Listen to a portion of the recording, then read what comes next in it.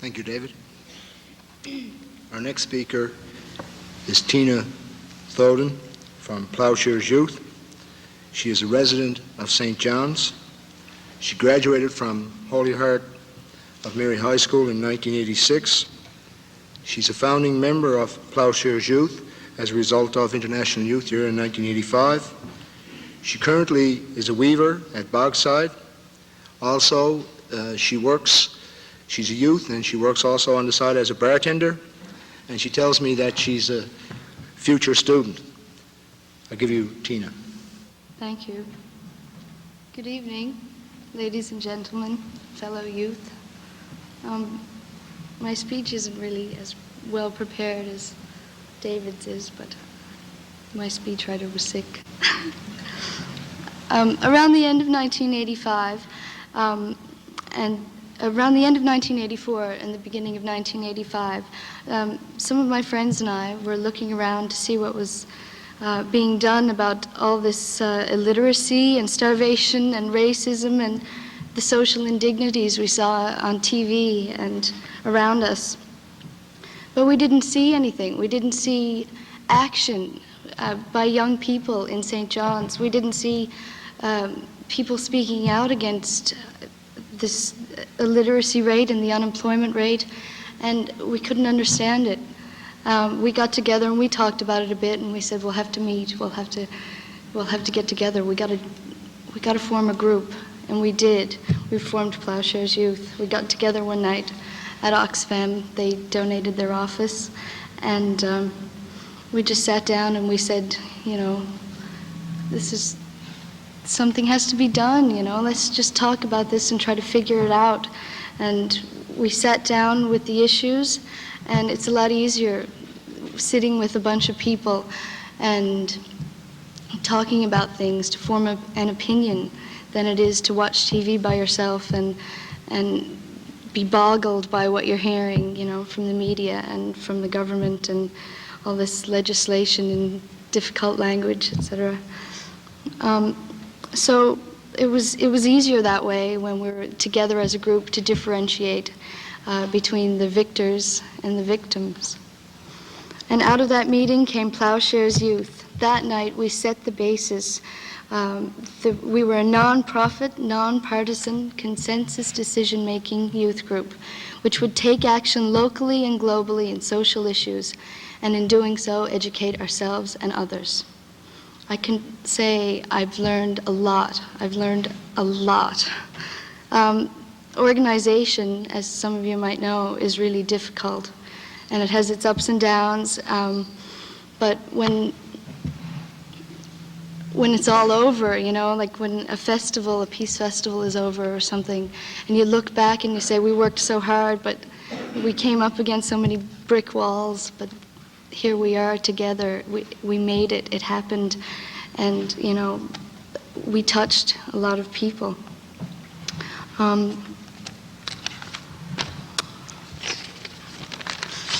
I learned a lot about responsibility, and I'm still learning. And when you agree to organize, you're committing yourself totally, and you sometimes end up neglecting your family and friends and your own personal self. But in setting up benefit dances and concerts and dinners and speeches and bottle drives and advertising campaigns, you just learn so much. These are skills you were never taught in school. I was never taught in school. And I've learned by my mistakes, and I'm glad I've done the things I've done.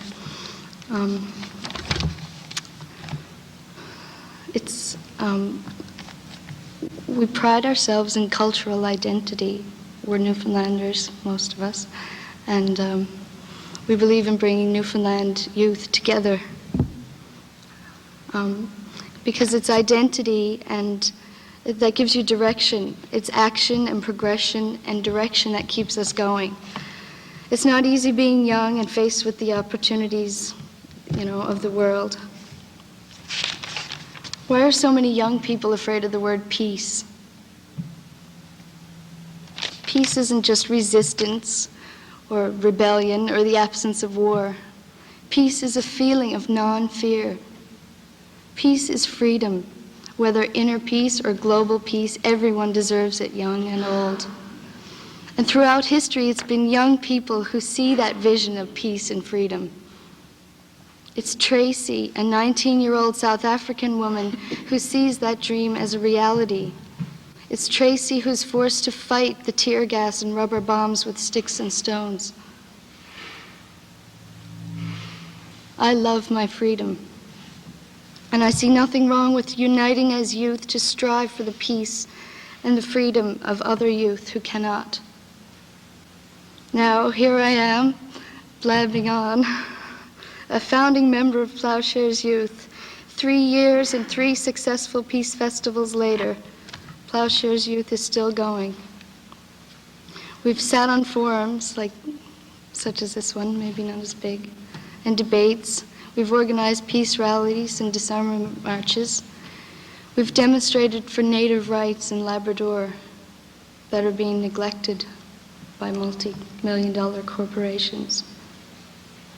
We've participated in World Food Day activities set up by Oxfam, and we've participated in marches, rallies against apartheid, and we've sent young people and representatives to peace conferences around Canada.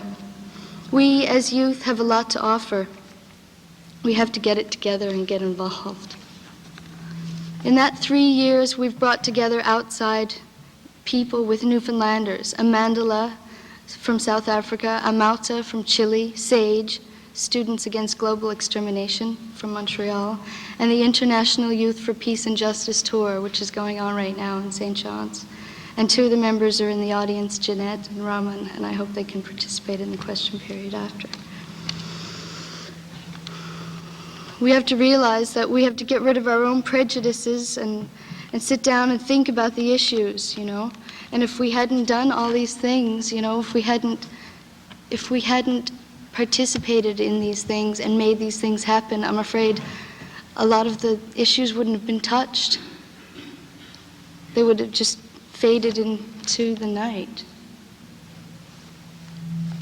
And ridiculous legislations in some cases would have been passed through the Senate, and we would have felt the repercussions later, when it's too late. We're in a free country. We have to get together. We're not all alone in this. Speak out. Go to meetings. Get involved. You feel so much satisfaction, at least I do, when you're taking down the equipment and picking up the litter after a peace festival, and you realize that for that weekend, that 2 days, you brought so many people together, hundreds, maybe thousands together, for one cause, you know, young people, peace, togetherness, unity, support. In summary, youth, what are we getting? I'll let the rest of the panel answer the facts and figures about money and grants and loans and government things. But I certainly wouldn't say we're getting too much. We're not getting too much understanding, and we're not getting too much funding, from what I know, anyway. And we can go somewhere together. Thank you. Thank you, Tina. Our next speaker